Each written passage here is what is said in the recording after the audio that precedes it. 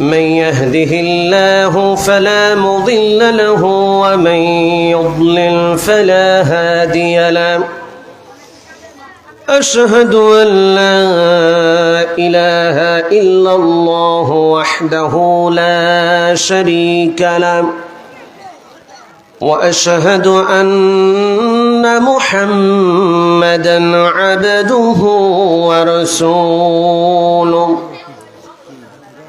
الذي أرسله بالحق بشيرا ونذيرا وداعيا إلى الله بإذنه وسراجا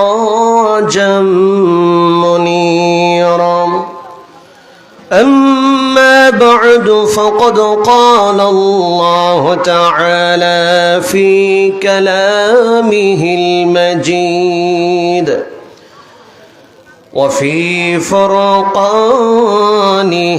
الحميد أعوذ بالله من الشيطان الرجيم بسم الله الرحمن الرحيم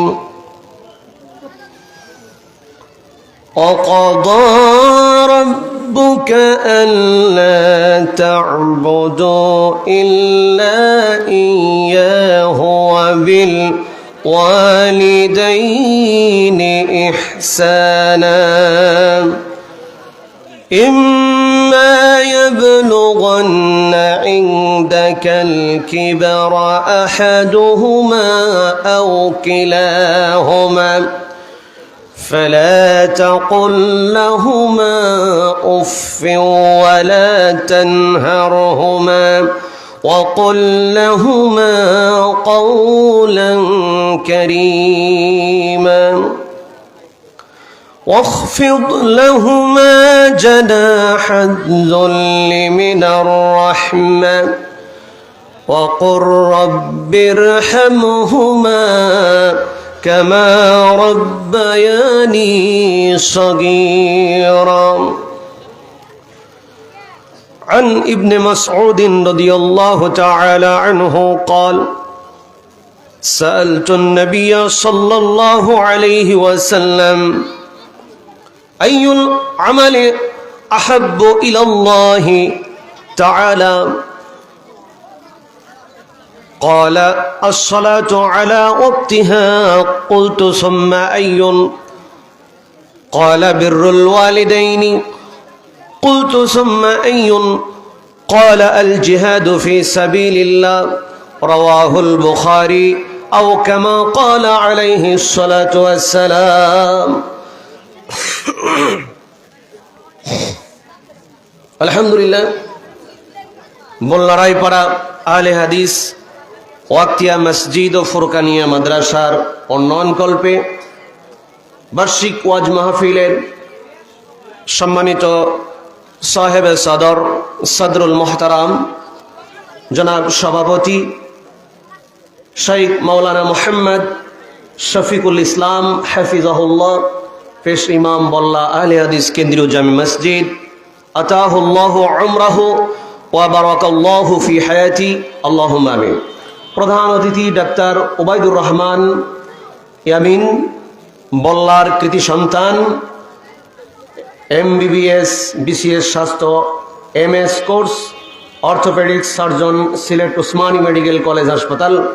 আল্লাহ রাব্বুল আলামিন প্রিয় ভাইকে তার দ্বীনের উপরে কবুল করুন, দেশ ও দশের সেবা খেদমত করে ইমানের সাথে পৃথিবীতে জিন্দেগি গুজরান করার তৌফিক দান করুন, আল্লাহুম্মা আমিন।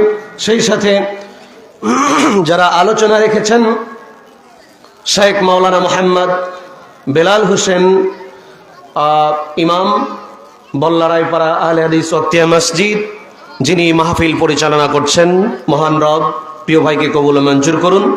আলোচনা করেছেন শেখ মাওলানা Mohammad Abdus Sattar Ibne Imam, B honours MA double MS সহকারী অধ্যাপক, দারুল ইসলাম মোহাম্মদিয়া বল্লা ফাজিল মাদ্রাসা। সেই সাথে আজকে মাহফিলের মধ্যমণি, প্রধান আকর্ষণ শায়েখ মৌলানা আব্দুল হান্নান আদিবি, সহকারী অধ্যাপক, হরিপুর চলনাকথি ফাজিল ডিগ্রি মাদ্রাসা বগুড়া। আল্লাহ পাক প্রিয় ভাইকে কবুল মঞ্জুর করুন। এবং মঞ্চে উপবিষ্ট আছেন বল্লা আহলে হাদিস কেন্দ্রীয় জামে মসজিদের সাবেক সম্মানিত সুযোগ্য সেক্রেটারি আলহাজ সাইফুল ইসলাম মাস্টার। আমার পাশে আরেকজন বয়োজ্যেষ্ঠ পিতৃতুল্য মুরব্বী, সামনে উপস্থিত ছোট বড় আবাল বৃদ্ধা বনিতা বিভিন্ন শ্রেণীর মুসলিম ভাতৃবৃন্দ, পর্দার অন্তরালে আমার সম্মানিত মা বোনেরা, সকলের প্রতি আন্তরিক অভিনন্দন মোবারকবাদ রেখে এবং আশেপাশে হিন্দু ভাইদেরকে শুভেচ্ছা জানিয়ে আজকে আমার আলোচনা শুরু করব। আলোচনার শুরুতে আমরা জেনে নেই আজকের আলোচনার বিষয়টা খুবই কমন বিষয়। পরশুদিন আমার কাছে একজন বেনামি চিঠি পাঠিয়েছেন, বেনামি চিঠি, নাম ছাড়া চিঠি, খুব অনুরোধ করে যে গত 23 তারিখে বাড্ডা দক্ষিণপাড়া মাহফিলে যে পিতামাতার হকের উপরে বক্তব্য দিয়েছিলেন, ওই বক্তব্যটা আপনাকে রায়পাড়া মাহফিলে দেওয়ার জন্য অনুরোধ করছি। তো যাই হোক, যেই হোক, যে ভাই অনুরোধ করেছেন তার অনুরোধ রক্ষার্থে আল্লাহর উপর ভরসা করে আল্লাহর সন্তুষ্টির জন্য এ বিষয়টি চুজ করেছি। পিতামাতার হকের উপরে আলোচনা হবে ইনশাল্লাহ। তবে শুধুমাত্র একচেটি আলোচনা নয়, পিতামাতার হকের পাশাপাশি সন্তানের হকের আলোচনাও করা দরকার আছে না নাই? তো পিতামাতার হক এবং সন্তানের হক দুটোর সমন্বয় করে একটা ভারসাম্যপূর্ণ বক্তব্য আপনাদের সামনে পেশ করে সংক্ষিপ্ত সময় আমি পার করার চেষ্টা করব ইনশাআল্লাহ। ওমা তৌফিকি ইল্লা বিল্লাহ। তার পূর্বে আমরা একটু তাকবীর দিয়ে আলোচনা শুরু করতে চাই। লিল্লাহে তাকবীর, লিল্লাহে তাকবীর। বিশ্ব ছিল পাপে ভরা, ভ্রান্ত ছিল ইনসান, তখন এলেন দয়ার নবী নিয়ে আল কোরআন। বিশ্ব ছিল পাপে ভরা, ভ্রান্ত ছিল ইনসান, তখন এলেন দয়ার নবী নিয়ে আল কোরআন। পাঠাগার শিক্ষাগারের অস্তিত্ব ছিল না, করলে কেউ যাজকেরা করত পড়িয়ে ছাই। মহাজ্ঞানী গ্যালিলিওকে গবেষণার ফেরে বন্দি করা হয়েছিল ধরে কারাগারে। মানুষ ছিল কয়েদি ধরা, ছিল কারাগার, মানুষ ছিল কয়েদি ধরা, ছিল কারাগার। মুক্তির জন্য দিবানিশি করত হাহাকার। ঠিক কিনা ভাই? মানুষ ছিল কয়েদি ধরা, ছিল কারাগার, মুক্তির জন্য দিবানিশি করত হাহাকার। সমস্যা আছে জানত মানুষ, সমস্যা আছে জানত মানুষ, ছিল না সমাধান, তখন এলেন দয়ার নবী নিয়ে আল কোরআন। আল কোরআনের নূর অজ্ঞানের কোহিলিকা করে দিল দূর। পবিত্র কোরআন সব সমস্যার দিল বাস্তব সমাধান। বর্বরতা বিদায় নিল মুখ করিয়া কালো, বর্বরতা বিদায় নিল মুখ করিয়া কালো। কোরআনী সভ্যতা দিল জগৎ করি আলো। লিল্লাহে তাকবীর, লিল্লাহে তাকবীর। কোরআন সুন্নাহর আলো সারা দুনিয়ায় জালো, সংসদে জালো। লিল্লাহে তাকবীর। আলহামদুলিল্লাহ। আলোচনার বিষয় মনে আছে ইনশাআল্লাহ, পিতামাতার হক এবং সন্তানের হক। পিতামাতার উপরে সন্তানের অধিকার, সন্তানের উপরে পিতামাতার অধিকার, এই দুটোর ভারসাম্যপূর্ণ একটা বক্তব্য দিতে চাচ্ছি, যদিও সময় অল্প। মোহতারাম হাজিরিন, পিতামাতার খেদমতের কথা কি বলবো, আমার মতো সীমিত ক্ষুদ্র জ্ঞানের মানুষ পিতামাতার হকের আলোচনা করে একটা কোনাও শেষ করতে পারবে না। কারণ পিতামাতার হকের ব্যাপারে কোরআন এবং সুন্নাহর ভিতরে যে আলোচনাগুলো করা হয়েছে, পিতামাতা এমন এক পার্সন, মানে এমন ব্যক্তিত্ব, তারা আল্লাহ কর্তৃক সন্তানদের জন্য কি যে একটা নিয়ামত। তাদের খেদমত, তাদের সম্মান, তাদের মর্যাদার কথা যদি কোনো সাহিত্যিক তার সাহিত্যের ভাষা দিয়ে লিখতে শুরু করে, পৃষ্ঠার পর পৃষ্ঠা শেষ হয়ে যাবে। কিন্তু পিতামাতার সেই খেদমত, তাদের গুণকীর্তন, তাদের যে প্রতি সম্মান প্রদর্শন, এর পরিপূর্ণ প্রতিচ্ছবি ফুটিয়ে তোলা সম্ভব হবে না। কোনো কবি যদি চায় যে আমি কবিতার ভাষা দিয়ে পিতামাতার হককে বোঝাতে চাই, তারপর আমি মনে করি পরিপূর্ণ সম্ভব নয়। কোনো বক্তা যদি তার ভাষা দিয়ে বোঝাতে চায়, তারপর সম্ভব নয়। পিতামাতা এমন আল্লাহর কর্তৃক সন্তানের জন্য দুইটা নিয়ামত, বলেন সুবহানাল্লাহ। সম্মানিতা মা বোনেরা এবং আমার সামনে উপস্থিত দিন দরদি ইসলাম প্রিয় ভাতৃবৃন্দ, কথাগুলো একটু মনোযোগ দিয়ে শোনার চেষ্টা করবেন। পিতামাতা আল্লাহ রাব্বুল আলামিন এই পৃথিবীতে মানব জাতির সৃষ্টির সূচনা করেছিলেন বাবা আদম থেকে। আদম থেকে সৃষ্টি করলেন হাওয়াকে। এই দুইজনের মাধ্যমে আল্লাহ কোরআনে কারিমে বলছেন যে এই দুইজনের মাধ্যমেই পৃথিবীতে নারী এবং পুরুষকে ছড়িয়ে দিয়েছেন। সারা পৃথিবী যারা মানুষ প্রত্যেকে আদম এর সন্তান, আদম হাওয়ার সন্তান। আমাদের আদি পিতা আদম আলাইহিস সালাম, আমাদের জাতির পিতা ইব্রাহিম আলাইহিস সালাম, আর আমাদের নিজের পিতা, আমাদেরকে যিনি জন্ম দিয়েছেন, আমাদের মা যিনি গর্ভে ধারণ করেছেন, এই মা বাবার কথাই আমি আপনাদের সামনে তুলে ধরার চেষ্টা করব। তার পূর্বে একটি কথা আপনাদের সামনে পরিষ্কার করে বলতে চাই যে সালাত এমন একটা ইবাদত যেটা না আদায় করলে, মানে আদায় না করলে, এই সালাত আদায় না করলে ঈমান থাকে না। আল্লাহ রাসূল একাধিক জায়গায় বলেছেন যে কাফের মুশরিক মুমিনের মধ্যে পার্থক্য সৃষ্টিকারী হলো সালাত। সালাত নাই, ঈমান নাই। তার মানে সালাত এত গুরুত্বপূর্ণ ইবাদত, কোরআনুল কারীমের ভিতরে আল্লাহ রাব্বুল আলামিন বারবার সালাতের কথা বললেও তিনি সালাতের বিস্তারিত পদ্ধতির আলোচনা কিন্তু কোরআনে করেননি। কত রাকাত কোন ওয়াক্তে কত রাকাত পড়বেন, রুকুতে কি দোয়া পড়বেন, সাজদায় কি দোয়া পড়বেন, কত রাকাত নফল, কত রাকাত সুন্নাহ, কত রাকাত ফরজ, এই বিস্তারিত আলোচনা এসেছে হাদিসে, মানে যেটা ওয়াহি গায়রে মাতলু। এই রাসূলুল্লাহ সাল্লাল্লাহু আলাইহি সাল্লাম এই আলোচনাটা বিস্তারিত করেছেন। কিন্তু সালাত এত গুরুত্বপূর্ণ ইবাদত, ঈমানের পরে ঈমান টিকিয়ে রাখার জন্য সালাত আবশ্যক, অথচ আল্লাহ পাক কোরআনুল কারীমের ভিতরে সালাতের পদ্ধতিগত বিস্তারিত আলোচনা ওইভাবে আনলেন না, শুধু হুকুম দিলেন আকিমুস সালাহ, আকিমুস সালাহ, সালাত কায়েম করো।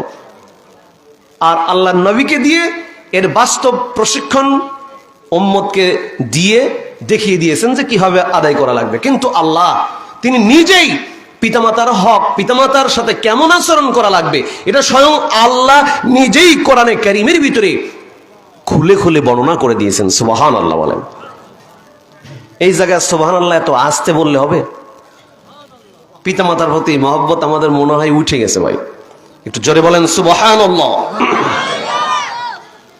ভাইরা আমার, বাবাজিরা আমার, আল্লাহ রাব্বুল আলামিন কোরআনে কারীমের 17 নম্বর সূরা বানি ইসরাঈলের 23 নম্বর আয়াত থেকে 25 নম্বর আয়াত পর্যন্ত আলোচনা করেছেন। আল্লাহ পাক বলেন, অকাযা রাব্বুকা আল্লা তা'বুদু ইল্লা ইয়্যাহু ওয়া বিল ওয়ালিদাইনি ইহসানা। অকাযা রাব্বুকা আল্লা তা'বুদু ইল্লা ইয়্যাহু, আল্লাহ বলছেন তোমাদের রব এটা নির্দেশ দিয়ে দিয়েছেন, চূড়ান্ত নির্দেশ দিয়েছেন, চূড়ান্ত ফয়সালা করে দিয়েছেন কি একমাত্র তার ইবাদত ছাড়া আর কোনো কিছুর ইবাদত করা যাবে না।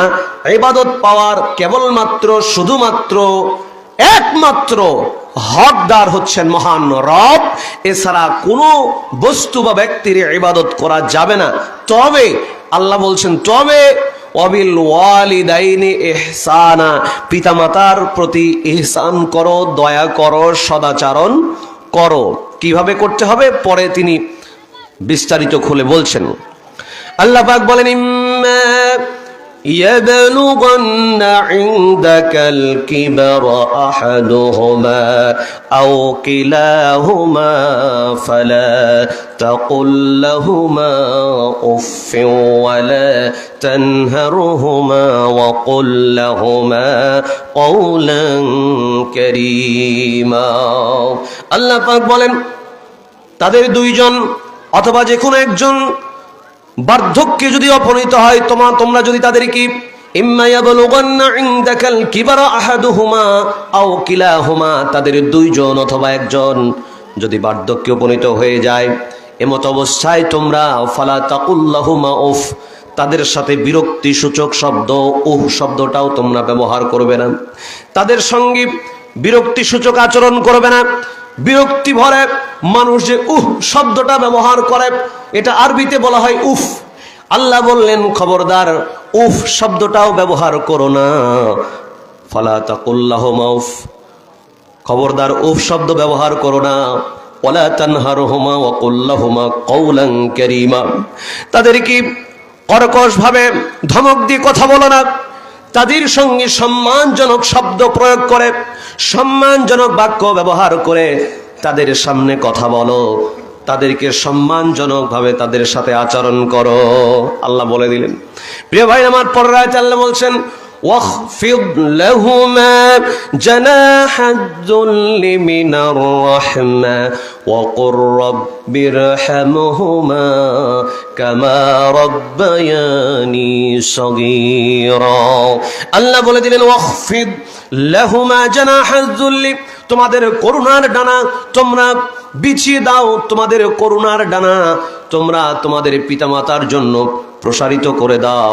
তার মানে করুণার ডানা এর ব্যাখ্যা এসেছে, মুফাসসির ইকরামরা ব্যাখ্যা করছেন, পাখি যেমন তার বাচ্চাদেরকে দুই ডানা দিয়া ডানাটা নিচু করে সুন্দর করে বাচ্চাদেরকে আদর যত্ন আদর দরদ ভালোবাসা দিয়া যেমন আগলে রাখে, বাচ্চাদের গায়ে পানি পড়তে দেয় না, ঝড় বৃষ্টি বাদল যত কিছুই হয়ে যাক না কেন, একটা পাখি মা পাখি তার ওই ছানাদেরকে আগলে রাখে পাখার ভিতরে, ডানার ভিতরে, কোন রকমের কষ্ট বাচ্চাদেরকে বসতে দেয় না।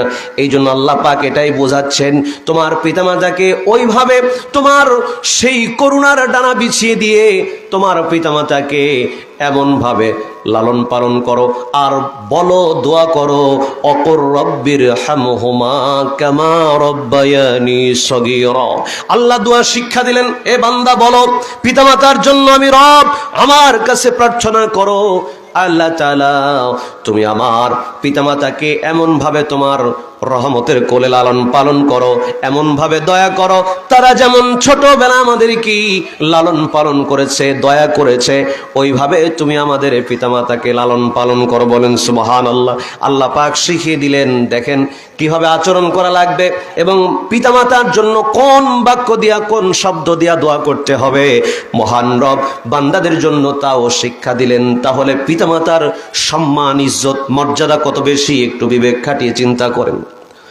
জনম দুঃখিনী মা, জন্মদাতা পিতা, প্রত্যেকেরই তার নিজ নিজ অবস্থানে সম্মানিত। পিতার চেয়ে মায়ের মর্যাদা 3 গুণ বাড়ালেও বাপের কিন্তু কোনো অংশে কম নয়। আল্লাহ রাব্বুল আলামিনের হাবিব বিশ্বনবী সাল্লাল্লাহু আলাইহি ওয়াসাল্লাম বলেছেন, এ উম্মতেরা তোমরা শোনো, পিতা কি জিনিস জানো? পিতা হলো জান্নাতের মধ্যবর্তী দরজা। সুবহানাল্লাহ। জান্নাতের মধ্যবর্তী দরজা হচ্ছে তোমার পিতা। তার মানে পিতারও সম্মান আছে, তবে পিতার চেয়ে মায়ের সম্মানটা হাদিসে 3 বার বাড়িয়ে বলা হয়েছে, মানে 3 গুণ বাড়ানো হয়েছে। মায়ের সম্মান, মায়ের মর্যাদা এত বেশি দেওয়া হলো কারণ কি? জনম দুঃখিনী মা সন্তানকে গর্ভধারণ করার পর থেকে শুরু করে যখনই সন্তান তার গর্ভে এসে যায়, ওই দিন থেকে মায়ের কষ্ট শুরু হয়ে যায়। কোনো মা সন্তান পেটে ধারণ করে, যখনই বাচ্চাটা কনসেপ্ট হলো, বুঝতে পারলো আমি গর্ভধারণ করেছি বা আমি অন্তঃসত্ত্বা হয়েছি, এটা যখন পরীক্ষা নিরীক্ষা করে বুঝতে পারে, তখন থেকেই তার যে একটা অন্যরকম কষ্ট, দুঃখ, বেদনা, দুর্দশা, ভোগান্তি শুরু হয়ে যায়। মার যেই পছন্দের খাবারগুলো, প্রতিনিয়ত যেই খাবারগুলো তিনি পছন্দ করে আগ্রহ প্রকাশ করে যিনি খেতেন, ওই খাবারগুলো তার সামনে আর স্বাদ থাকে না, ওই স্বাদের খাবারগুলো যেন অবসাদে পরিণত হয়ে যায়। রাতের আরামের ঘুমটা আর হয় না, রাতের বেলা মাঝে মাঝেই একটু পর পর ঘুম থেকে জেগে যান, ঘুমের ভিতরে এমন শরীরের ভিতরে অশান্তি সৃষ্টি হয়ে গেছে, হঠাৎ করে বমি বমি ভাব হয়ে গেছে, স্বামীকে জানায় না, স্বামী সারাটা দিন পরিশ্রম করে বাড়িতে এসে ঘুমায়, স্বামী পাশে ঘুমায়, স্বামীকে জানায় না। নীরবে ওই মা স্বামীর পাশ থেকে উঠে গিয়া বাথরুমের ভিতরে বা বাহিরে গিয়া ঢালাঢালি বমি শুরু করে দেন। অত্যন্ত কষ্ট সহ্য করে মা মুখটা ধুয়ে ফ্রেশ হয়ে আবার চেষ্টা করেন ঘুমানোর জন্য, কিন্তু ঘুম আসে না। তার শারীরিক অবস্থাটা স্বাভাবিক না, তার প্রেশারটা স্বাভাবিক না, ভারসাম্য রক্ষা হয় না। এত দেহের ভিতরে অশান্তি, এই অশান্তি কতটা অশান্তি শুধুমাত্র একজন গর্ভধারিণী মা ছাড়া দুনিয়ার কোনো মানুষ এটা প্রকাশ করতে পারবে না, এটা বলতে পারবে না। আমার ভাইরা, জনম দুঃখিনী মা এইভাবে কষ্ট সহ্য করে তিনি সন্তানকে গর্ভে ধারণ করেন। যখন সন্তানের বয়স 120 দিন যখন হয়ে যায়, তখন মায়ের গর্ভের ওই মাংসপিণ্ড থেকে শুরু করে তখন একটা রূহ আল্লাহ রাব্বুল আলামিন সেখানে পৌঁছে দেন, ফেরেশতার মাধ্যমে রূহ ফুঁকে দেওয়া হয়। তখনই বাচ্চার ভিতরে ওই যে হার্টবিট চলে আসে, নড়াচড়া শুরু করে দেন। পেটের ভিতরে তখন বাচ্চা নড়তে থাকে, মা বুঝতে পারে পেটের ভিতরে কি যেন নড়াচড়া করে।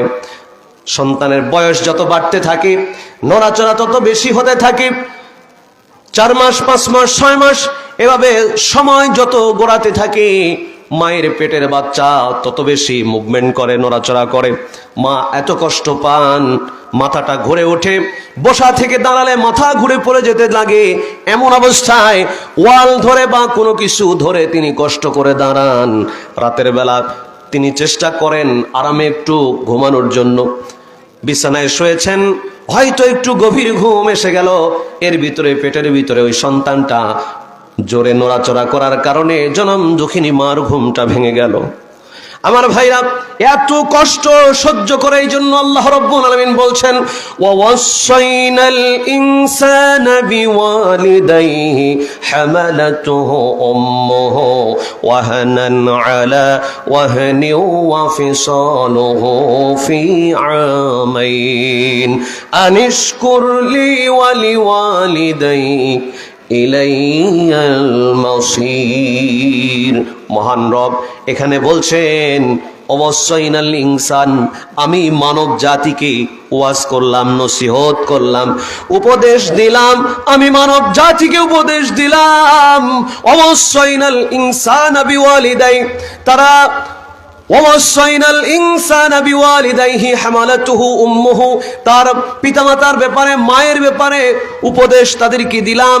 হামালাতুহু উম্মুহু, তার মা তাকে গর্ভে ধারণ করেছে। ওয়াহানান আলা ওয়াহান, কষ্টের পর কষ্ট সহ্য করে, ভোগান্তির পর ভোগান্তি সহ্য করে। ওই যে ওই রকম ভোগান্তি, রাতের ঘুমটা ঠিক মতো হয় না, দিনের আরামায়েশ ঠিক মতো হয় না, স্বামীর ভালোবাসাটা তার কাছেও যেন ভালো লাগে না, দুনিয়ার ভালো ভালো খাবারগুলো তার কাছে অবসাদে পরিণত হয়ে যায়, কোনো কিছুই তার আর ভালো লাগে না। যত ভালো কিছু তার কাছে সব অবসাদ, তিক্ততে রূপান্তরিত হয়ে যায়। আমার ভাইরা, এই জন্য মহান রব বলছেন, হামালাতুহু উম্মুহু ওয়াহানান আলা ওয়াহান, কষ্টের পর কষ্ট সহ্য করে, দুঃখের পর দুঃখ সহ্য করে, ভোগান্তির পর ভোগান্তি সহ্য করে তোমার মা তোমাকে গর্ভে ধারণ করলো। এখানেই শেষ নয় রে বান্দা, জন্মগ্রহণ করার পরে তুমি 2টা বছর পর্যন্ত মায়ের বুকের দুধ চুষে চুষে খেয়ে মাকে কষ্ট দিয়েছ। মায়ের দেহের ভিটামিনগুলো, মায়ের দেহের পুষ্টিগুলো তুমি চুষে চুষে খেয়েছ। মা তখন ঘাটতি পূরণ করার জন্য কত নানা রকমের খাবার খেয়েছে, কত রকমের ওষুধপত্র খেতে হয়েছে। ও আল্লাহর গোলাম, মুসলমান ভাইরা, বাবাজিরা, মায়েরা, বোনেরা, কথাগুলো একটু বিবেক থেকে চিন্তা করুন। আল্লাহ রাব্বুল আলামিন এই জন্য সালাতের চেয়ে বেশি পরিমাণ আলোচনা করলেন। পিতামাতার খেদমত কেমনে করা লাগবে বিস্তারিত আলোচনা কোরআনে দেওয়া হলো। আল্লাহ বলছেন, তোমার ওই মা, তোমার ওই জন্মদাতা পিতা এবং জনম দুঃখিনী মার সামনে যখন দাঁড়াবে, তখন তোমার রহমতের ডানাটা, তোমার করুণার ডানাটা বিছিয়ে দিবে। তার মানে হলো, মায়ের সামনে, বাবার সামনে যখন কথা বলবো, তখন হাত পা উঁচু করে, চোখ মোটা করে, মাথা ঝাঁকি দিয়া রাগান্বিত হয় মোটা মোটা কথা মায়ের সামনে, বাবার সামনে চলবে না। এটা আল্লাহ পাক রব্বুল আলামিন নিষেধ করে দিলেন।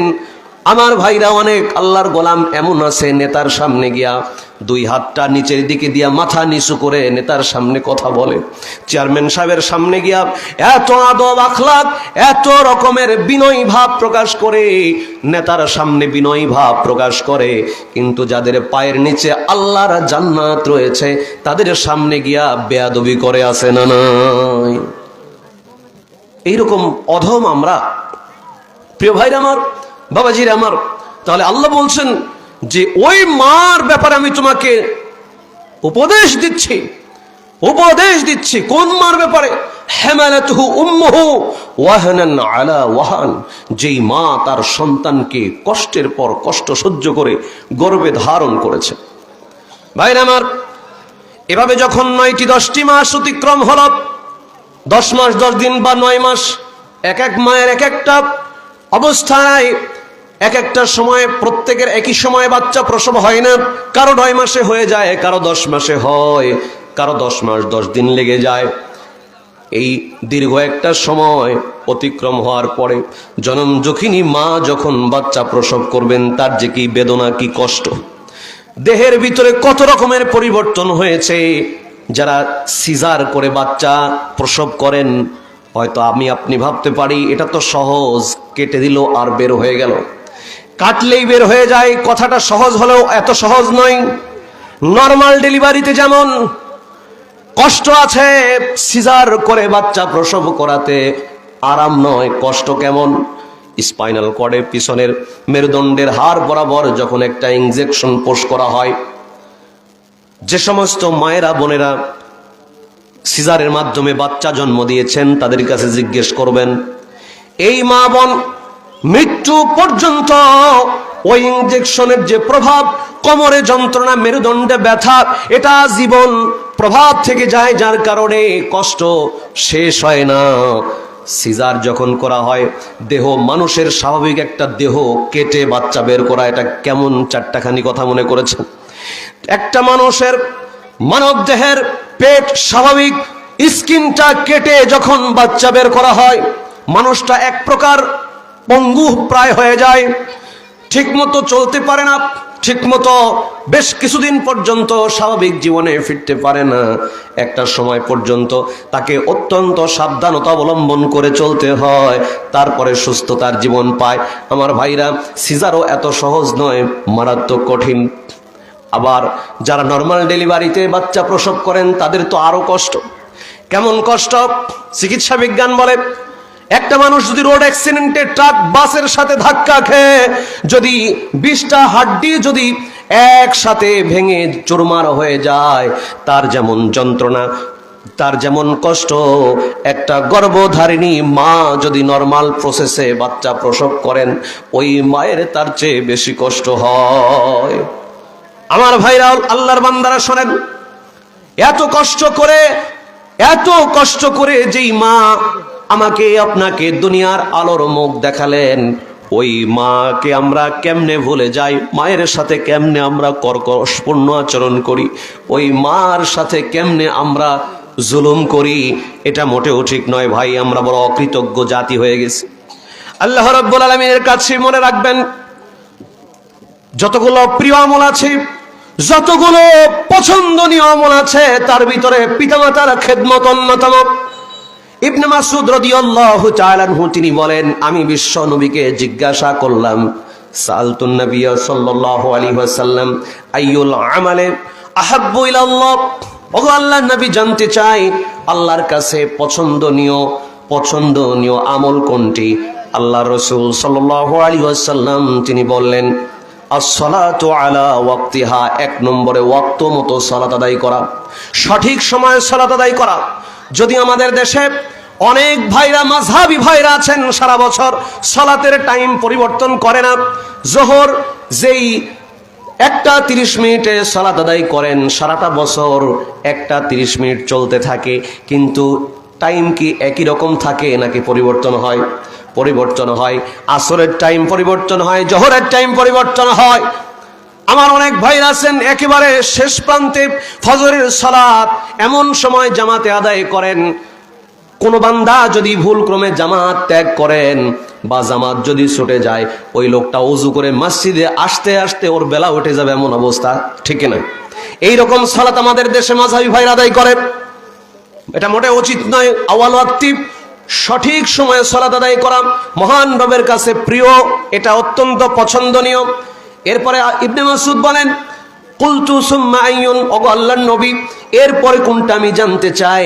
আল্লাহ রাসূল বললেন, এরপরে হলো বিররুল ওয়ালিদাইন, পিতামাতার সাথে সদাচরণ করা, খেদমত করা। সুবহানাল্লাহ, পিতামাতার সাথে খেদমত, সদাচরণ করা, তাদের খেদমত করা, এটা আল্লাহর কাছে পছন্দনীয় আমল, সবচেয়ে বেশি পছন্দনীয় আমলগুলোর ভিতরে এটি একটি। এরপরে কোনটি? এরপরে আল জিহাদ ফি সাবিলিল্লাহ, আল্লাহর দ্বীন কায়েমের জন্য জিহাদ করা, সংগ্রাম করা। সম্মানিত ভাইরা আমার, সুতরাং পিতামাতার খেদমত অত্যন্ত পছন্দনীয় আমল। এই জন্য ইবনে আব্বাস রাদিয়াল্লাহু তাআলা আনহু তিনি বলেন যে যারা আল্লাহকে খুশি করতে চাও, আমাদের সবার জীবনে একটা টার্গেট হলো আমরা আল্লাহর সন্তুষ্টি অর্জন করতে চাই, ঠিক কিনা? আমাদের চিন্তা ভাবনা, আমাদের লক্ষ্য উদ্দেশ্য, আমরা আমাদের কাজকর্ম ইবাদত বন্দেগীর মাধ্যমে আল্লাহর সন্তুষ্টি অর্জন করে জান্নাত লাভ করতে চাই। এটা আমাদের চূড়ান্ত সফলতা, এটা আমরা এই সফলতা অর্জন করতে চাই। আব্দুল্লাহ ইবনে আব্বাস রাইসুল মুফাসসিরিন তিনি বলেন, ইন্নী লা আ'লামু আমালান আকরাবা ইন্নী লা আ'লামু আমালান আকরাবা ইলাল্লাহি আযজা ওয়া জাল্লা মিন বিররিল ওয়ালিদাইন। আমি ইবনে আব্বাস, আমার জানা নাই পিতামাতার খেদমত, পিতামাতার সাথে সদাচরণের চেয়ে, বিররুল ওয়ালিদাইনের চেয়ে, পিতামাতার প্রতি সৎ ব্যবহার করার চেয়ে আল্লাহকে খুশি করার কোনো আমল আছে কিনা আমার জানা নাই। সুবহানাল্লাহ, তার মানে কত গুরুত্বপূর্ণ। আপনি হাজি সাহেব হজ করবেন আল্লাহকে খুশি করার জন্য, কিন্তু পিতামাতা খুশি নাই।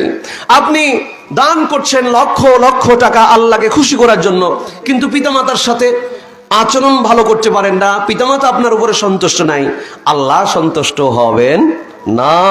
যত ইবাদত বন্দেগী, যত প্রচেষ্টা মুজাহাদা করেন না কেন, মা বাপ যদি আপনার উপর সন্তুষ্ট না থাকে, আমার রব আপনার উপরে সন্তুষ্ট হবেন না। আল্লাহ বলছেন, আল্লাহ রাসূল সাল্লাল্লাহু আলাইহি সাল্লাম বলছেন, রিদার রাব্বি ফি রিদাল ওয়ালিদাইন, সাখাতুর রাব্বি ফি সাখাতিল ওয়ালিদাইন। পিতামাতার সন্তুষ্টিতে আমার রব সন্তুষ্ট, পিতামাতাও সন্তুষ্ট হলে মহান রব সাথে সাথে অসন্তুষ্ট হয়ে যান। আল্লাহর গোলামেরা, এটা ভালো করে বিবেক থেকে চিন্তা করা লাগবে। মামা, খালু, চাচা, ভাই, ভাতিজা, বন্ধু বান্ধব, পাড়া প্রতিবেশী, যত মানুষের সাথে আপনি ভালো আচরণ করলেন, হ্যাঁ করবেন, এটা ভালো, কিন্তু আমরা সবার সাথে ভালো আচরণ করি, কিন্তু ঘরে বৃদ্ধ মা, বৃদ্ধা বাবার সঙ্গে ভালো আচরণ করতে পারি না। তাদের পায়ের তলে আল্লাহ জান্নাত রেখে দিয়েছেন, তাদের সঙ্গে আগে ভালো আচরণ করা লাগবে, তাদের খেদমত করা লাগবে, তাদের হকগুলোকে সঠিকভাবে আদায় করা লাগবে। মনে রাখবেন, জনম দুঃখিনী মার কথা বলছিলাম, ওহানান আলা ওয়াহান, কষ্টের পর কষ্ট সহ্য করে তিনি বাচ্চাকে পেটে ধারণ করলেন, গর্ভ ধারণ করলেন।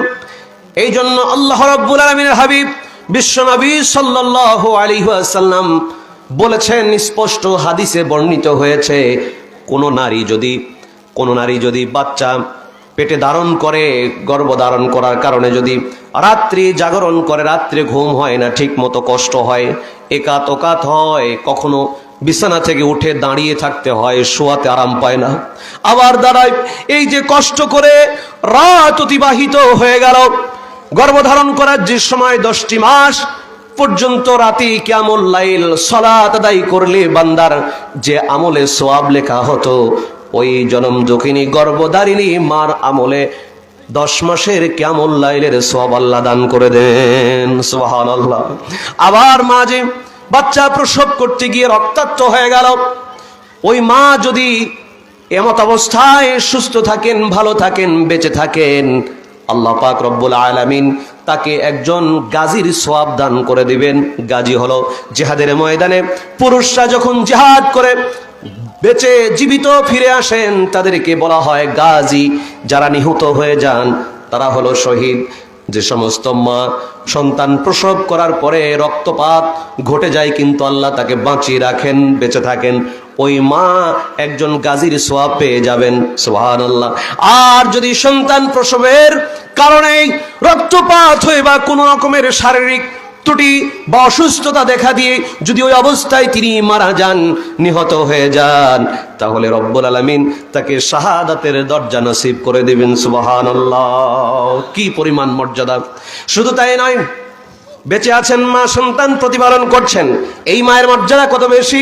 বিশ্বনবী সাল্লাল্লাহু আলাইহি ওয়াসাল্লামের কাছে একজন সাহাবী এসে প্রশ্ন করলেন, আবু হুরায়রা বর্ণনা, বুখারীর হাদিস, যে ইয়া রাসূলুল্লাহ, জানতে চাই মান আহাক্কুন নাসি বিহুসনি সাহাবাতি, ওগো আল্লাহর নবী, আমার কাছ থেকে সবচেয়ে ভালো আচরণ পাওয়ার, সদাচরণ পাওয়ার, খেদমত পাওয়ার অধিক হকদারকে জানতে চাই।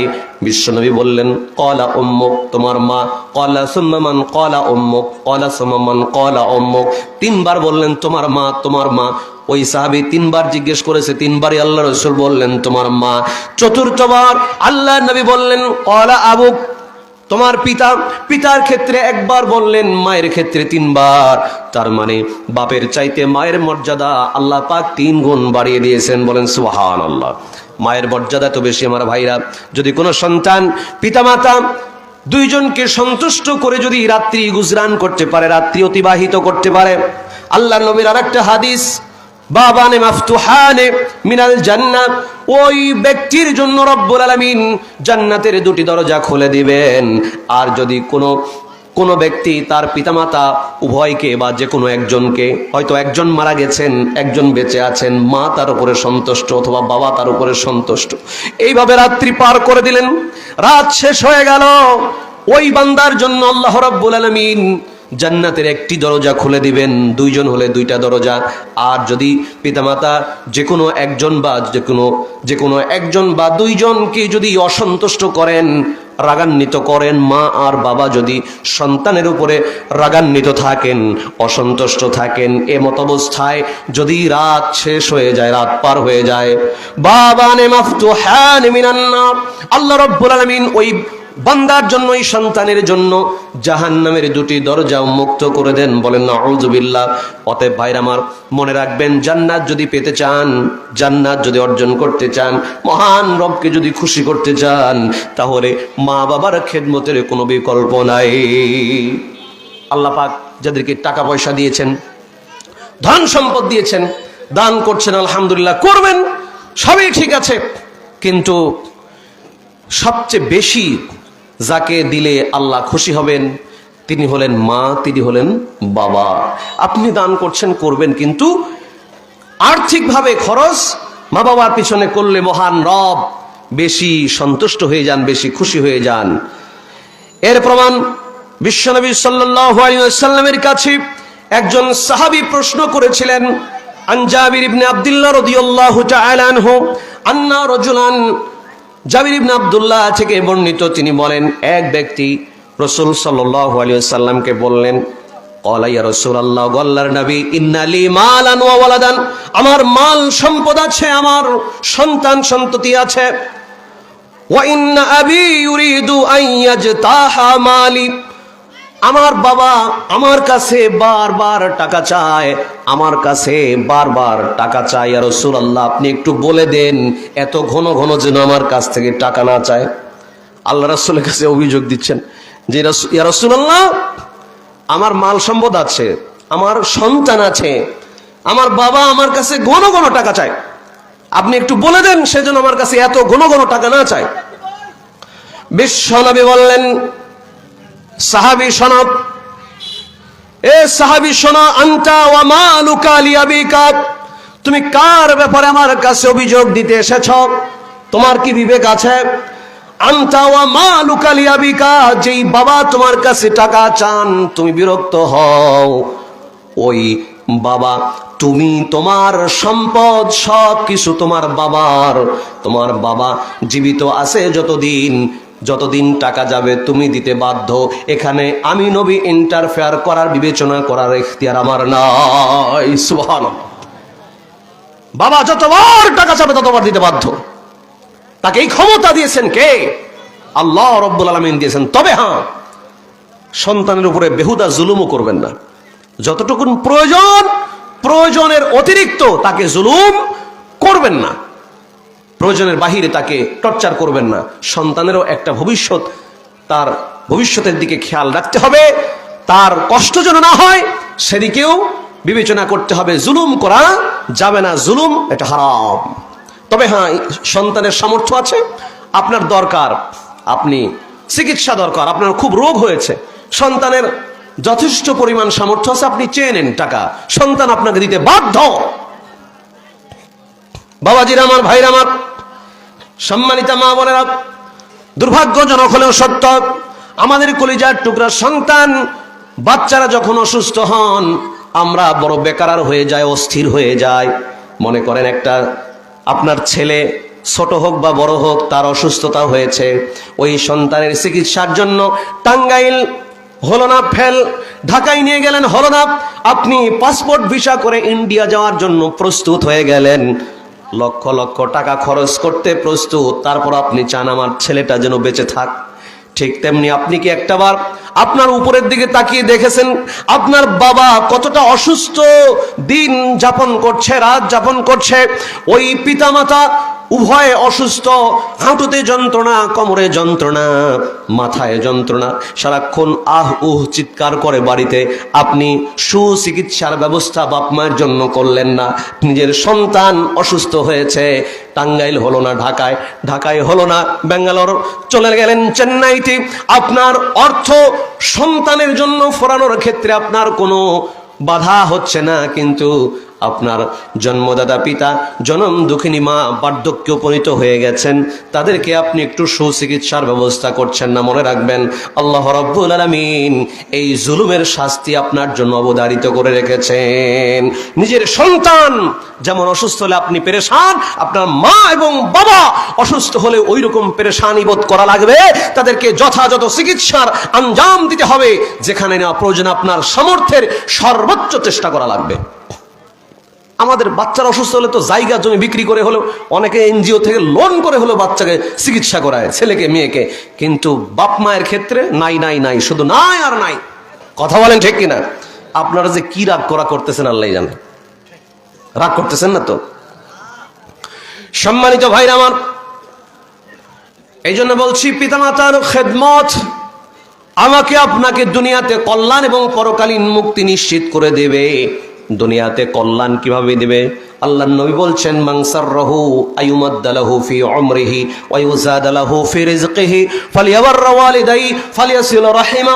আল্লাহ রাসূল বলেছেন, তোমরা দুনিয়াতে যদি রিজিককে বাড়িয়ে নিতে চাও, তোমার ইজ্জত, তোমার সম্মান যদি বৃদ্ধি করতে চাও, তাহলে পিতামাতার সঙ্গে সদাচরণ করো, আর আত্মীয়তার বন্ধনকে অক্ষুণ্ণ রাখো, অটুট রাখো, আত্মীয়তার সম্পর্ক ছিন্ন করো না, আর পিতামাতার সঙ্গে সদাচরণ করো। দুইটা কাজ যদি তোমরা করতে পারো, রব্বুল আলামিন তোমাদের নেক হায়াত বাড়িয়ে দিবেন, রিজিকে বারাকা দান করে দিবেন। জোরে জোরে গন সুবহানাল্লাহ। আমার ভাইরা, অনেকে আসে, হুজুর দোয়া করবেন, ব্যবসা বাণিজ্য নাই, ব্যবসায় বরকত নাই, দুনিয়ার ঋণে পড়ে গেছি, ঋণগ্রস্ত হয়ে গেছি। আমি বলি, ভাই, আমার কাছে নয়, আপনার জনম দুঃখিনী মা যদি বেঁচে থাকেন বা বাবা থাকেন, বাবা অথবা মা দুইজনার যে কোনো একজনও যদি বেঁচে থাকেন, তার কাছে গিয়ে দোয়া চান, একটু তাকে হাদিয়া দেন, একটু ফল নিয়ে গিয়ে মার মুখে তুলে দেন, বাবার কাছে নিয়ে যান, নিয়ে গিয়ে বিনয়ের সাথে দোয়া চান, আব্বা কিংবা মা আমার জন্য দোয়া করো, আমার ব্যবসা বাণিজ্য ভালো না। ওই মা, জন্ম দুঃখিনী মা যদি দুহাত তুলে আপনার জন্য দোয়া করে, জন্মদাতা পিতা যদি দোয়া করেন, রাইফেলের গুলি মিস হতে পারে, কিন্তু ওই দুই মা এবং বাবার দোয়া মিস হবে না। ঠিক কিনা? কিসের ইমাম সাহেবের কাছে দোয়া? দোয়া মায়ের কাছে চাওয়া লাগবে, বাপের কাছে চাওয়া লাগবে। তবে হ্যাঁ, মা নাই বাবা নাই, চান আলেম ওলামার কাছে দোয়া চান, আগে মার কাছে বাবার কাছে, তারপরে যান ইমাম সাহেবের কাছে, তারপরে আলেমের কাছে যান দোয়া চাইতে। প্রথমে কার কাছে? মা বাবার কাছে, তারপরে যাবেন আলেমদের কাছে। সবচেয়ে বড় সম্মানের পাত্র, সবচেয়ে শ্রদ্ধা পাওয়ার হকদার হচ্ছে আপনার জন্য আপনার মা, আপনার জন্য আপনার পিতা। এই কথাটা অবশ্যই মনে রাখা লাগবে। তাহলে আল্লাহ রাব্বুল আলামিন দুনিয়াতেও শান্তি দিবেন, আখিরাতে মুক্তি দিবেন। দুনিয়া থাকতেই আল্লাহ পাক আপনার জন্য জান্নাতের ফয়সালা করে দিবেন। সুবহানাল্লাহ। কিভাবে? দুনিয়া থাকতে এবার জান্নাতের ফায়সালা কেমনে? ওই যে জান্নাত আপনার জন্য চূড়ান্ত সিদ্ধান্ত আল্লাহ পাক করে দিবেন। হাদিস, আম্মা জান আয়েশা বলেন, রাসূলুল্লাহ সাল্লাল্লাহু আলাইহি ওয়াসাল্লাম বলেছেন যে দাখালতুল জান্নাতা ফাসামিতু ফিহা কিরাআতান, আমি জান্নাতে ঢুকলাম মেরাজের রজনীতে, জান্নাতে প্রবেশ করলাম রে, জান্নাতে ঢুকে আমি কোরআন তেলাওয়াতের আওয়াজ পেলাম। কে যেন বসে বসে আল্লাহর কোরআন পড়ে। যদি তাওরাত পড়তো বুঝতাম ইহুদি, যদি ইনজিল পাঠ করতো বুঝতাম খ্রিস্টান, কিন্তু না, এ তো কোরআন তেলাওয়াত করতেছে, নিঃসন্দেহে আমার উম্মতের কেউ হবে।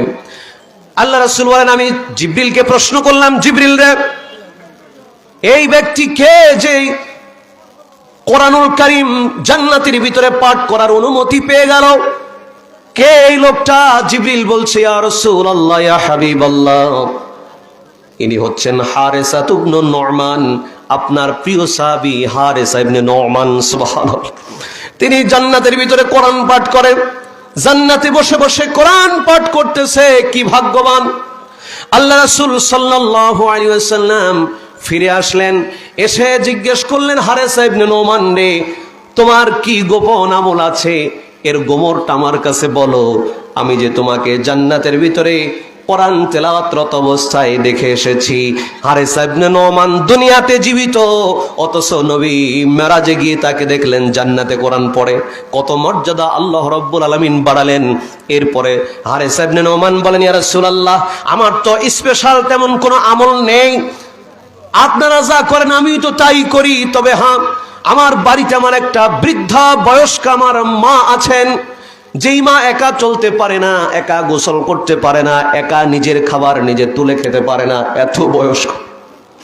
আমার মাকে আমি ধরে তুলে বসাই, পানি প্রস্তুত করে আমি আমার মাকে নিজ হাতে গোসল করিয়ে দেই, নিজ হাতে গোসল করিয়ে দেই, মাথার চুলগুলো চিরুনি করে পরিপাটি করে দেই।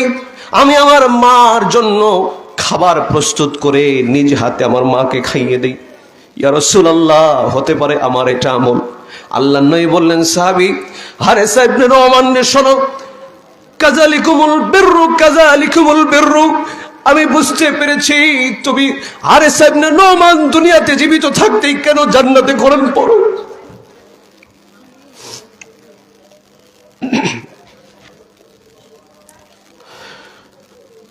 আল্লাহ রাব্বুল আলামিন হারেসা ইবনে নু'মানের মর্যাদা এত বাড়ালেন,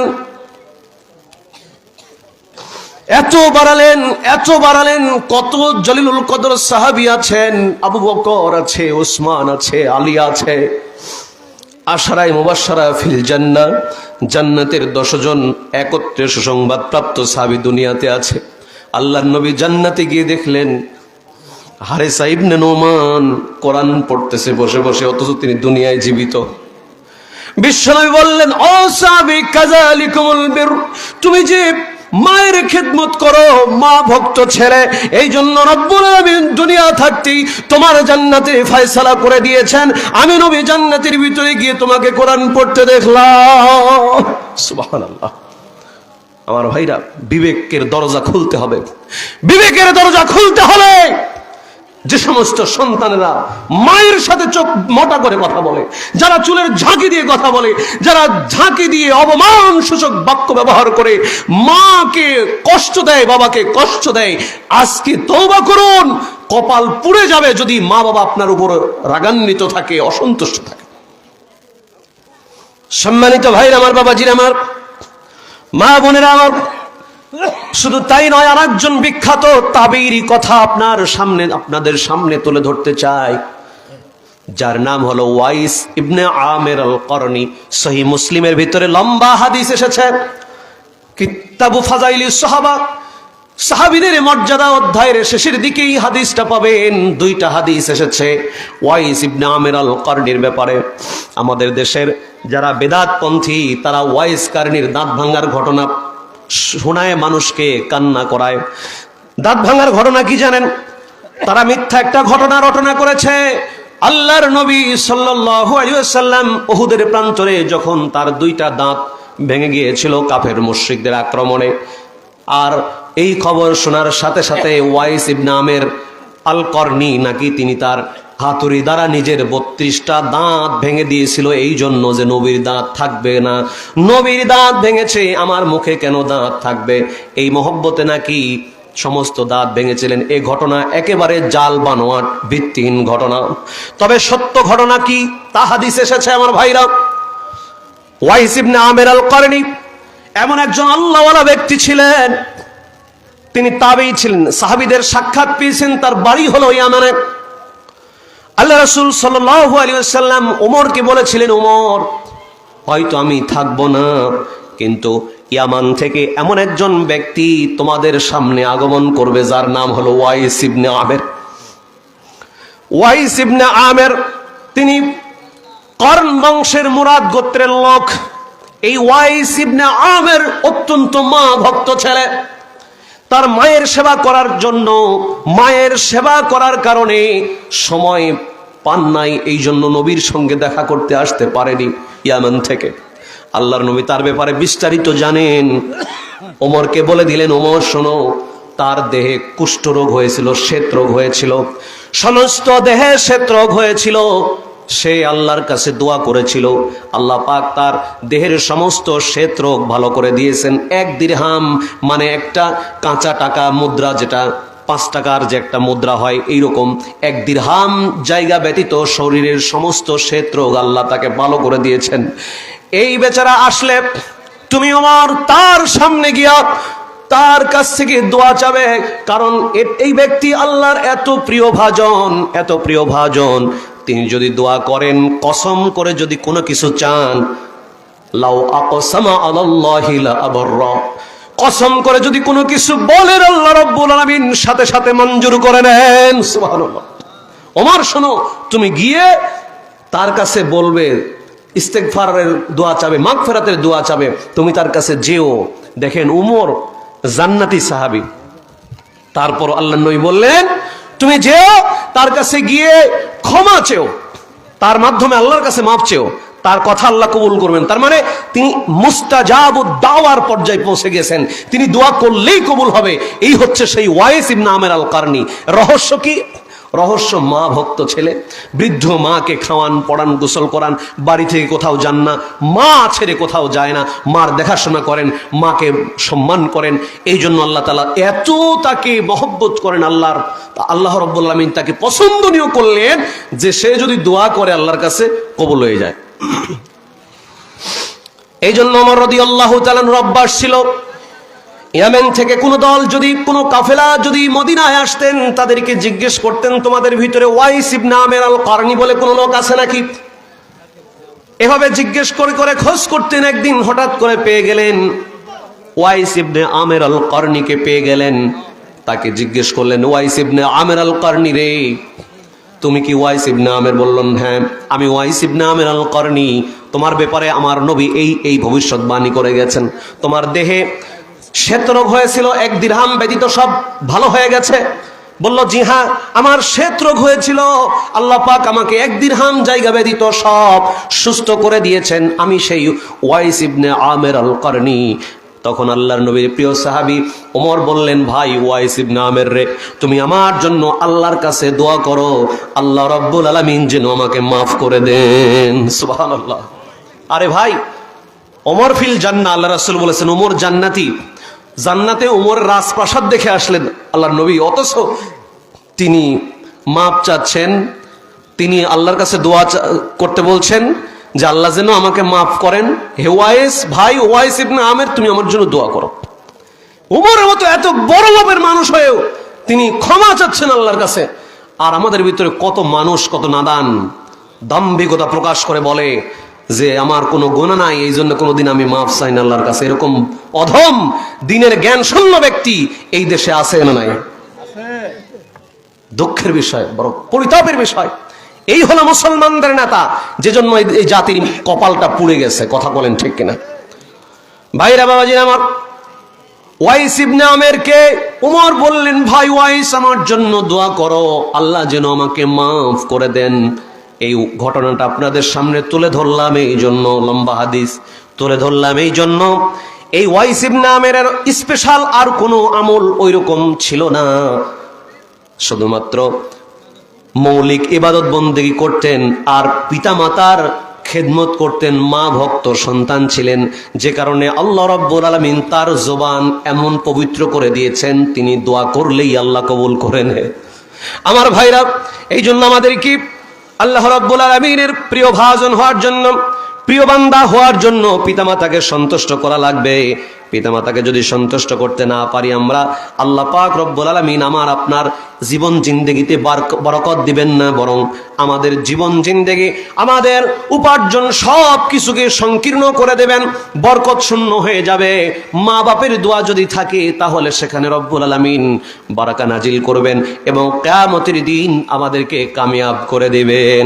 মনে রাখবেন, পিতামাতার সঙ্গে জুলুম করা যাবে না, তাদেরকে সসম্মানে রাখতে হবে। যদি জুলুম করেন, জুলুমের শাস্তি, যে হাদিস আমি বলে থাকি, জুলুমের শাস্তি আল্লাহ পাক কিয়ামতের দিনের জন্য বাকি রেখে দেন না, তিনি দুনিয়াতেই জুলুমের শাস্তি দিয়ে দেন। এবং আরেকটা পাপের শাস্তি, সেটা হলো পিতামাতার সাথে নাফরমানি করার শাস্তি। আল্লাহ রাসূল সাল্লাল্লাহু আলাইহি সাল্লাম বলেন, আনাস ইবনে মালিকের বর্ণনা, বাবানে মুআজ্জালানি উকুবাতুহুমা ফিদ দুনিয়া, দুইটা পাপের শাস্তি আল্লাহ রাব্বুল আলামিন দুনিয়াতেই দিয়ে দেন, আখিরাতের জন্য শুধু বাকি রেখে দেন না। তার ভিতরে একটা হলো আল বাগিউন, জুলুমের পাপ, অত্যাচারের পাপ। মানুষ যদি মানুষের উপরে জুলুম অত্যাচার করে, মানুষের উপরে যদি অন্যায়ভাবে জুলুম করে, নির্যাতন করে, অন্যায়ভাবে নিরপরাধ মানুষকে কারাগারে বন্দী করে দিনের পর দিন কষ্ট দেয়, অন্যায়ভাবে কোনো মানুষের জমি জবরদখল করে, অন্যায়ভাবে কোনো মানুষ যদি কারো সম্পদ জোর করে ভক্ষণ করে, কোনো মানুষ যদি বন্দেরকে ফাঁকি দিয়ে সম্পদ নিজের নামে করে নেয়, কোনো ব্যক্তি যদি মেয়েকে ফাঁকি দিয়ে ছেলের নামে লিখে দেয়, এটাও একটা বড় ধরনের জুলুমের অন্তর্ভুক্ত। প্রিয় ভাইরা আমার, জুলুমের শাস্তি আল্লাহ রাব্বুল আলামিন দুনিয়াতেই দিয়ে দেন। আর একটা শাস্তিও দুনিয়াতে দেন, সেটা হলো আল উকুক, পিতামাতার অবাধ্যতা। পিতামাতার সাথে নাফরমানি, পিতামাতার সাথে নাফরমানি করলে আল্লাহ তাআলা বরদাস্ত করেন না, দুনিয়াতেই তার পাপের শাস্তি দিয়া দেন। এই জন্য আমাদের আগের আলেমরা একটা উদাহরণ দিতেন যে এক ব্যক্তি তার বাবার গলায় রশি বেঁধে টানতে টানতে বটতলা পর্যন্ত নিয়ে গেছে। মনে করেন, বটতলা পর্যন্ত নিয়ে যাওয়ার পরে ওই বাবা বলতেছে, এ ছেলে, আমার কলিজার টুকরা সন্তান, এবার যথেষ্ট হয়েছে, থামো। বলে, কেন থামবো? বলে, তোমার দাদাকে আমি গলায় রশি বেঁধে টানতে টানতে এই বটতলা পর্যন্ত নিয়ে এসেছিলাম, তুমি আমাকে বটতলা পার করো না। তার মানে যতটুকু আপনি আপনার পিতার সাথে খারাপ আচরণ করবেন, আপনার সন্তানেরা একেবারে কড়াই গন্ডায় পুঙ্খানুপুঙ্খ রূপে হিসাব মিলিয়ে দিবে, সাবধান। আর দুনিয়াতে তো এটা আছেই, আখেরাতের শাস্তি তো আরো ভয়াবহ। মনে রাখবেন, পিতামাতা আপনাকে জন্ম দিয়েছে, এটাই যথেষ্ট। অনেক ভাইরা আছে, বোনের আছে, মায়েরা আছে, বাবাজিরা আছেন, যারা বাবাকে কষ্ট দেয় এই কথা বলে যে আমাদের জন্য কি ঘোড়ার ডিম করেছেন, কিছুই করতে পারেন নাই, একটা বড় বিল্ডিং নির্মাণ করতে পারেননি, 10 বিঘা জমি দিতে পারেন নাই, একটা ব্যবসা প্রতিষ্ঠান দোকান করে দিতে পারলেন না, বাবা হয়ে কোন দায়িত্ব পালন করলেন? এরকম সন্তান আছে না নাই? অনেক পুত্রবধূ আছে, শ্বশুরকে শাশুড়িকে কষ্ট দেন, বলে যে আপনারা সারা জীবন কি করেছেন, এখন খালি শুধু শুধু বসে বসে খান, আপনার সন্তানকে কিছুই করে দিতে পারেন নাই। এইরকম অনেক মা বোন আছেন যারা শ্বশুর শাশুড়িকে কষ্ট দেন। সাবধান, জবানকে কন্ট্রোল করুন, আল্লাহর আযাব ও শাস্তিকে ভয় করুন। মা বাবা জন্ম দিয়েছে, এটাই যথেষ্ট। কিসের ধন সম্পদ? কিসের ধন সম্পদ? মায়ের বুকের যে দুধ পান করলি বান্দা, যতদিন দুধ পান করেছো, এক ফোঁটা দুধের ঋণ তুমি কোনোদিন পরিশোধ করতে পারবে না। ওই যে কাবার চত্বরে একজন ইয়ামেন থেকে এক সাহাবী তার বুড়ি মাকে কাঁধের উপরে করে নিয়ে এসে হজ পালন করে নবীর সাহাবীকে জিজ্ঞেস করলেন, আব্দুল্লাহ ইবনে ওমরকে, ভাই শোনো, আমি আমার মাকে কাঁধে করে সুদূর ইয়ামেন থেকে এসেছি, হজ পালন করলাম, মুজদালিফায় অবস্থান করলাম, এরপরে সাফা মারওয়া সাই করলাম, তাওয়াফ করলাম, আমি এভাবে উকুফে আরাফা করেছি, আমার মায়ের হক কি আমি আদায় করতে পেরেছি কিনা বলো? আব্দুল্লাহ ইবনে ওমর বলেন, শোনো, তুমি তোমার মাকে কাঁধে করে ইয়ামেন থেকে নিয়ে এসে কাঁধে করে হজের যাবতীয় কাজ সম্পন্ন করে বলতেছো হজ করে তার হক আদায় করেছো কিনা। ও আল্লাহর বান্দা শোনো, তুমি যদি তোমার পিঠের বা বুকের চামড়া কেটে কেটে যদি তার পাদুকা তৈরি করে দাও, অর্থাৎ জুতা স্যান্ডেল বানিয়ে দাও, তারপরও তোমার মায়ের এক ফোঁটা দুধের ঋণ শোধ হবে না। পৃথিবী বিক্রি করলে এক ফোঁটা দুধের ঋণ শোধ করা যাবে না। শোধ করবেন কি দিয়ে? তাদের খেদমত করে। শোধ করবেন কি দিয়ে? তাদেরকে মহব্বত করে, তাদের জন্য আল্লাহর কাছে দোয়া করে। এছাড়া শোধ করার আর কোনো পদ্ধতি নাই। আপনার কোটি কোটি টাকা থাকতে পারে, হাজার হাজার কোটি টাকার মালিক আপনি হতে পারেন, আপনি পিতামাতাকে বৃদ্ধাশ্রমে পাঠিয়ে দিয়ে আপনি মনে করলেন যে আমি 2 কোটি টাকা দান করে দেই, এই অপরাধ থেকে আল্লাহ আমাকে বাঁচাবেন। কোন অবস্থাতে এটা সম্ভব নয়। সারা দুনিয়া বিক্রি করলেও পিতামাতার একদিনের খেদমতের ঋণ আপনি শোধ করতে পারবেন না। এত সহজ নয়। আজকে যত শিক্ষিত, আজকে যত ইন্টেলিজেন্ট, আজকে যত উচ্চ লেভেলের মানুষ, তার মা বাবারা আজকে বৃদ্ধাশ্রমে, কথা বলেন ঠিক কিনা? আজ থেকে 20 বছর আগে বৃদ্ধাশ্রম বলতে এই বাংলার জমিনে কিছু ছিল না। বর্তমান দিন যত যাচ্ছে তত বৃদ্ধাশ্রমের সংখ্যা বেড়ে যাচ্ছে। মানে এতিমখানা, বুড়ো বুড়ির এতিমখানা, আশ্রম। দুঃখজনক। প্রকৌশলী, ইঞ্জিনিয়ার, এ সমস্ত মানুষেরা বৃদ্ধাশ্রমে গিয়ে আপনি তদন্ত করে দেখবেন কোনো গরিব মানুষ নাই। রিকশাওয়ালার ছেলে আর রিকশাওয়ালার বাবা বৃদ্ধাশ্রমে নাই, ইমাম সাহেবের মা বাবা বৃদ্ধাশ্রমে নাই, মুয়াজ্জিন সাহেবের মা বাবা বৃদ্ধাশ্রমে নাই, একটা ঠেলাওয়ালা, কুলি মজুর, দিন মজুর, ভ্যানওয়ালা, অটোওয়ালার মা বাবা বৃদ্ধাশ্রমে নাই। বৃদ্ধাশ্রমে আছে অমুক ডক্টর, ফক্টর, ইঞ্জিনিয়ার, প্রকৌশলী, সাহিত্যিক, সাংবাদিক, হাবিজাবি, এই সমস্ত উঁচু উঁচু লেভেলের মানুষদের পিতামাতা আজকে বৃদ্ধাশ্রমে। কারণ ওদের দিল কলিজা দিন শূন্য, ইলম শূন্য, ওদের মনটা পাথরের মতো শক্ত।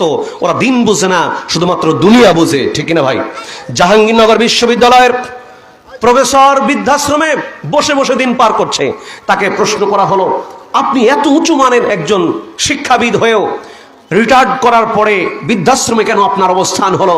বলছে, আমার এক ছেলে অস্ট্রেলিয়া, এক ছেলে আমেরিকাতে, আর এক মেয়ে আছে অমুক জায়গাতে। এভাবে পরিচয় দিলেন। তারা কি খোঁজ নেয় না? তিনি বললেন, না, তারা আমার খোঁজ খবর নেয় না। কতটা দুঃখজনক বিষয়। তার মানে এখানে মূল যে বিষয়টি কাজ করেছে, দ্বীনি অনুভূতি নাই। এই জন্য সন্তানকে ডাক্তার, ইঞ্জিনিয়ার বানাবেন, ভালো কথা, প্রথমে দ্বীন শিক্ষা দিতে হবে, আগে ইসলাম শিক্ষা দিতে হবে। এরপরে আপনি আপনার সন্তানকে যত বড় যোগ্য ডাক্তার, ইঞ্জিনিয়ার যা বানাবেন, সমস্যা নাই। যারা সন্তানকে ইসলাম শিক্ষা দিতে পারে না, এদের কপালটা পরবর্তীতে খুব খারাপ হয়ে যায়। ভাইরা আমার, বাবাজিরা আমার, আপনাদের সামনে আর একটা হাদিস তুলে ধরতে চাই। যারা মা বাবাকে খোঁটা দেন, মা বাবাকে কষ্ট দেন, এই বলে যে তুমি আমার জন্য কিছুই করো নাই, ব্যবসা দিতে পারলে না, বাড়ি ঘর দিতে পারলে না, টাকা পয়সা সম্পদ দিতে পারলে না, তাদের জন্য একটা হাদিসের অংশ বিশেষ তুলে ধরতে চাই। মুআয ইবনে জাবাল রাদিয়াল্লাহু তাআলা আনহুর বর্ণনা। তিনি বলছেন, আল্লাহ রাসূল সাল্লাল্লাহু আলাইহি ওয়াসাল্লাম আমাকে, আওসানি রাসূলুল্লাহ সাল্লাল্লাহু আলাইহি ওয়াসাল্লাম বিআশরি কালিমাতিন, আল্লাহর নবী আমাকে 10টা বাক্য শিক্ষা দিলেন, 10টা উপদেশ দিলেন। এই 10টা উপদেশের 2 নম্বর উপদেশ হলো, ওয়ালা তাউক্কান্না ওয়ালিদাইক, এ আল্লাহর গোলাম, খবরদার, খবরদার, তোমার পিতামাতার অবাধ্যতাপূর্ণ আচরণ করো না, পিতামাতার সাথে খারাপ ব্যবহার করবে না, পিতামাতার অবাধ্য হবে না। ওয়াইন আমারাকা আন তাখরুজা মিন আহলিকা ওয়া মালিকা, তোমার মা, তোমার বাবা যদি তোমাকে বাড়ি থেকে বের করে দেয়, সমস্ত সম্পদ থেকে যদি বঞ্চিত করে দেয়, তারপরেও মা বাবার সঙ্গে খারাপ ব্যবহার করা যাবে না। আপনাকে সম্পদ থেকে বঞ্চিত করে দিছে, বাড়ি থেকে বের করে দিছে কোনো কারণে, এর জন্য আল্লাহর কাছে বাবা জবাবদিহি করবে, মা জবাবদিহি করবে। এই জুলুমের শাস্তি তারা পাবেন। তবে এই কারণে তার সাথে খারাপ আচরণ করার এখতিয়ার আপনাকে দেওয়া হয়নি। সে যদি আপনাকে ধন সম্পদ, বাড়ি, সবকিছু থেকে বঞ্চিত করে, তারপরেও পিতামাতার হক আদায় করা লাগবে, পিতামাতার খেদমত করা লাগবে, কোনো ছাড় নাই। সহিহ হাদিস, স্পষ্ট হাদিস। সেই সাথে আরেকটু 1-2 মিনিটের ভিতরে আমি শেষ করে দিতে চাই। প্রধান মেহমান শাইখ মাওলানা আব্দুল হান্নান আবেদী ভাই মঞ্চে এসে গেছেন। আমি আর কথা বাড়াবো না, ওনাকে বসে রেখে বেশি কথা বলতে চাই না। একটু আপনারা আপনাদের বিবেক থেকে একটু চিন্তা করবেন, যেই মা, যেই বাবা জীবন জলাঞ্জলি দিয়ে তাদের জীবনকে বিসর্জন দিয়ে আপনাকে আমাকে বড় করলেন, প্রতিপালন করলেন, এত আদর দরদ ভালোবাসা দিয়ে আগলে রেখে সেই মা বাবা বেঁচে আছে, তাদের চেয়ে অন্য মানুষ আমার আপনার কাছে কেন প্রিয় হয়ে যায় বেশি? তাদেরকে বাদ দিয়ে অন্য মানুষ আমার আপনার কাছে কেন প্রিয় হয়ে যায়? এতটুকুন কথা আপনাকে বুঝতে হবে। যেই মা আপনাকে গর্ভধারণ করার কারণে, ওই যে বললাম, তার জীবনের সমস্ত স্বাদ আহ্লাদগুলো অবসাদে পরিণত হয়ে গেল। মায়ের কালো কেশ চুলগুলো, গোছালো চুলগুলো অগোছালো হয়ে গেল। মায়ের মাথা ভরা মুষ্টি ভরা চুলগুলো সেই এক এক করে পড়তে পড়তে ঝরতে ঝরতে তোমাকে গর্ভধারণ করার কারণে মাথার চুলগুলো ছোট হলো, পড়ে গেল, পাতলা হলো, এবং চুলের যেই সৌন্দর্য সেটা নষ্ট হলো, চেহারার লাবণ্যতা নষ্ট হলো, দেহের মসৃণ কমল ত্বকটা নষ্ট করলো। মা সব কিছু বিসর্জন দিয়ে তোমাকে মানুষ করেছে। এ অধম, এ অকৃতজ্ঞ সন্তান, তোমার বিবেক যদি এরপরেও না খোলে, মনে রাখতে হবে তোমার জন্য আল্লাহর জাহান্নাম অবধারিত রয়েছে। কথা বলেন ঠিক কিনা? আর 1 মিনিট বরাদ্দ করছি পিতামাতাদের ব্যাপারে। যারা সন্তানের ব্যাপারে উদাসীন, শোনেন, শুধুমাত্র সারা জীবন পিতামাতার ওয়াজ শুনে চোখের পানি ছাড়বো আর সন্তানদের উপরে সঠিক দায়িত্ব পালন করব না, এটা কিন্তু মোটেও হতে পারে না। সন্তান যদি সঠিকভাবে প্রতিপালন না করেন, আপনার জন্য ভবিষ্যৎ খারাপ থাকবে, এটা স্বাভাবিক ব্যাপার। ছোট থেকেই সন্তানকে প্রতিপালন করবেন, দিন শিক্ষা দেবেন। আপনি ছোটবেলা থেকে সন্তানকে মোবাইল ফোন দিয়ে দিয়েছেন, এই যে স্মার্টফোন। যেই সন্তান স্মার্টফোন দেখে খায়, যেই সন্তান স্মার্টফোন দেখে ঘুমায়, যেই বাচ্চাটা স্মার্টফোন দেখে সময় অতিবাহিত করে, মনে রাখবেন ওই বাচ্চা কোনোদিন আপনার কথা শুনবে না, কোনোদিন আপনার কথা তার ভালো লাগবে না। হচ্ছেও তাই, প্রমাণিত, একেবারে বাস্তব সম্মত কথা। যে বাচ্চারা মোবাইল ফোনে আসক্ত, এদের মেজাজ এত বিগড়ে থাকে, এত রাগান্বিত থাকে, মা ভালো কথা বললেও তার কাছে ভালো লাগে না, বাবা ভালো কথা বললে ভালো লাগে না। মা বাবা মনে হয় তার কাছে মহা শত্রু, দুনিয়াতে সবচেয়ে বড় শত্রু হলো মা বাবা এবং বাবা। এই বাচ্চার কাছে, যেই বাচ্চা স্মার্টফোন ব্যবহার করে। সুতরাং আপনি নিজেকে একটু শক্ত রাখুন, স্মার্টফোন ব্যবহার থেকে বাচ্চাদেরকে বিরত রাখুন। অস্ট্রেলিয়াতে নতুন একটা আইন জারি করেছে, 16 বছরের নিচে কোনো বাচ্চা মোবাইল ফোন ব্যবহার করতে পারবে না। একটা রাষ্ট্রীয় আইন জারি করেছে পরীক্ষামূলকভাবে। এটা তারা বুঝতে পেরেছে, এই প্রজন্ম যদি ছোট থেকেই 6 মাস 1 বছর বয়স থেকে যদি মোবাইল ফোনে আসক্ত হয়ে যায়, ওদের ভবিষ্যৎ বড় খারাপ। আর এই বাচ্চাদেরকে আপনি কোনোদিন কন্ট্রোল করতে পারবেন না। এই বাচ্চা যদি কন্ট্রোল ছোটবেলা থেকে করতে না পারেন, বৃদ্ধাশ্রম আপনার জন্য রেডি আছে ইনশাল্লাহ, কোনো চিন্তা নাই। বাচ্চাদেরকে প্রতিপালন করুন। আল্লাহ রাসূল এর জন্য বলেছেন, ওয়ালা তারফা আনহুম আসাকা আদাওয়া, খবরদার তাদের উপর থেকে শাসনের লাঠি উঠিয়ে নিও না, শাসন করো। আমরা শুধু পোলাপান মানুষ এই কথা বলে তাদের জীবনটা নষ্ট করি। পোলাপান মানুষ একটু মোবাইল দেখুক, পোলাপান মানুষ একটু ঘুরে বেড়াক, পোলাপান মানুষ একটু ঘুমিয়ে থাক না, নামাজ পড়বে না, সমস্যা নাই। এই পোলাপান মানুষ এই ধরনের কথাবার্তা বলেই আমরা আমাদের বাচ্চাদের জীবন, বাচ্চাদের ভবিষ্যৎকে বরবাদ করে দিচ্ছি। খবরদার, মনে রাখবেন, একটা ছেলে 16 বা 18 বছর বয়সের আগে তাকে এই ডিভাইসে, মোবাইল ফোনে আসক্ত করবেন না। করলে তার নিজের জীবনটা বরবাদ হবে, আপনাদের ভবিষ্যৎও খারাপ হবে। এটা অবশ্যই খেয়াল রাখবেন। এবং যে সমস্ত সন্তানের বয়স 7 বছর হয়ে গেছে, তাকে অবশ্যই 5 ওয়াক্ত সালাত আদায়ের ব্যাপারে প্রস্তুত করবেন, এই উদাত্ত আহ্বান রাখছি। তাহলে পিতামাতার খেদমতের ওয়াজ তাকে শোনানো লাগবে না, এমনি আপনার খেদমত করবে। আর যদি এই যে হযবরল, অনাড়ম্বর, এলোমেলো জীবনযাপন করতে যদি আপনারা সন্তানকে সহযোগিতা করেন, তাহলে ভবিষ্যতে ওই ওয়াজ শুনে শুনে কাঁদবেন, এতটুকুনি শেষ, কিন্তু সন্তানদের কাছ থেকে খেদমত পাবেন না। সন্তানকে ছোট থেকেই দ্বীনের উপরে বড় করুন। কাদা নরম থাকলে কাদা দিয়ে আপনি যা ইচ্ছা তাই মনের মাধুরী দিয়ে সৌন্দর্য মণ্ডিত করে তৈরি করতে পারেন। ঠিক তেমনি বাচ্চা ছোট থেকেই তাকে যেই লাইনে বড় করবেন ওই লাইনে হবে ইনশাআল্লাহ। এই কথা, এই উদাত্ত আহ্বান আপনাদের কাছে রেখে আমি আমার আলোচনা শেষ করছি। কথার ভিতরে যদি কষ্টদায়ক কোনো শব্দ চয়ন করে থাকি, বাক্য ব্যবহার করে থাকি, ক্ষমাসুন্দর দৃষ্টিতে দেখবেন, আমার জন্য দোয়া করবেন, শারীরিক সুস্থতার দোয়া করবেন। প্রতিনিয়ত মাহফিলের সফরের কারণে শারীরিকভাবে একেবারে কাহিল অবস্থা, আল্লাহ পাক যেন আমাকে সুস্থতার নিয়ামত দান করেন এবং তার দ্বীনের উপরে আমৃত্যু টিকে থাকার তৌফিক দান করেন। আল্লাহ পাক আপনাদেরকেও আমৃত্যু ঈমান, আমল ও হেদায়েতের উপরে কবুল আর মঞ্জুর করুন। আপনাদের হায়াতে তৈয়বা সিহাতে কুল্লিয়া দান করুন, আপনাদের রুজি রোজগারে বারাকা দান করুন। আল্লাহুম্মা আমিন। আল্লাহ আজকের এই মাহফিলকে কবুল মঞ্জুর করুন। আল্লাহুম্মা আমিন। আকুলু কাওলি হাযা আস্তাগফিরুল্লাহ লি ওয়া লাকুম ওয়া লিসাইরিল মুসলিমিন আল মাহদিন ওয়া মা আলাইনা ইল্লাল বালাগ। সুবহানাকা আল্লাহুম্মা বিহামদিকা আশহাদু আল লা ইলাহা ইল্লা আনতা আস্তাগফিরুকা ওয়া আতুবু ইলাইক। আসসালামু আলাইকুম ওয়া রাহমাতুল্লাহি ওয়া বারাকাতুহু।